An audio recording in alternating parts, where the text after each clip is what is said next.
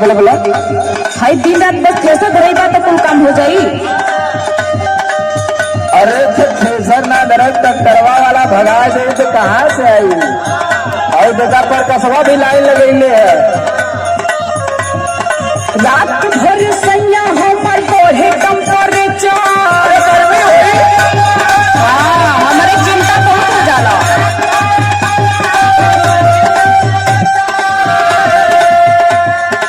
Cooler में रहा cooler में।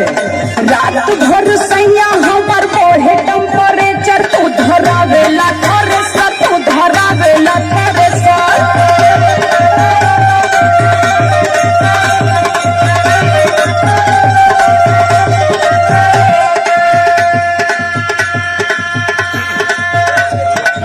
अरे 4 दिन का लहार बाहर है, कमा लगे कुछ नहीं तो भाई नवमी का मेला आ जाए तो लघु प्याज बटे मुंह बनावे तब तो है कुल चीज चाहे लगी दुनिया भर का कीमत बनले ही। सुन सुनावा कैसे छनी पूरी रोज रोटियां बेलाई।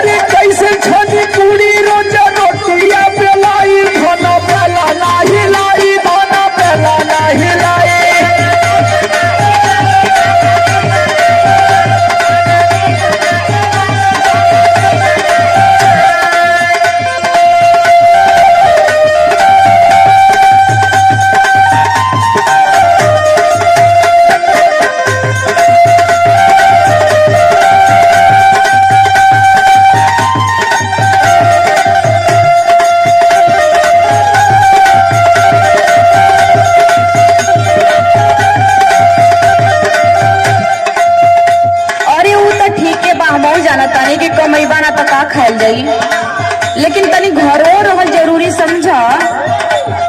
हाँ तो रही घरे मंगवा लिया तो कुल व्यवस्था। सुना सुनावा जहिया से चढ़ल बाटे चैत के महीना।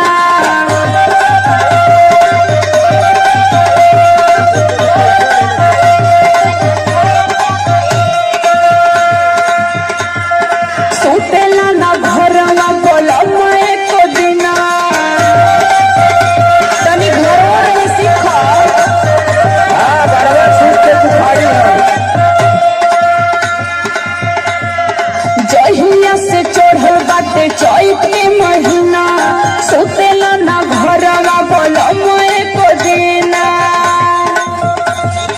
दाबी दाबी तकिया पे गोर जला में अरे टीवी देखा कर पगली टीवी मोबाइल में टिकटॉक पर वीडियो बनाओ तो टाइम पास हो जाए। देखा थी कुल मेहरारू बनावत थी। हमारे ना आवेला हो। यह खाली तेरे ना वाला। अरे संदीप राज उर्फ राज से सीख ले, वो तो टिकटॉक का स्टार है। दाबी दाबी तकिया पे गोर जला में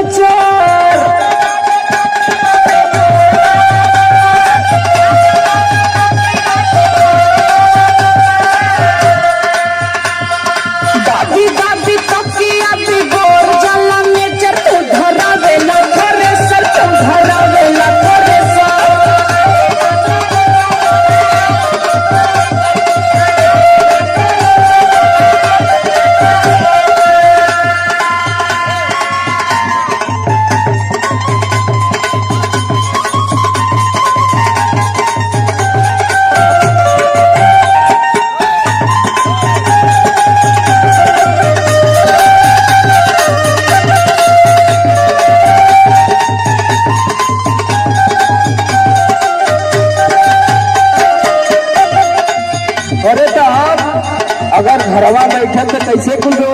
चली। हाँ वो तो है ये बा।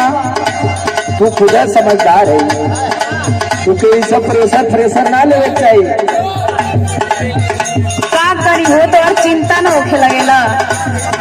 हाँ बड़ी चिंता वाली तू भले।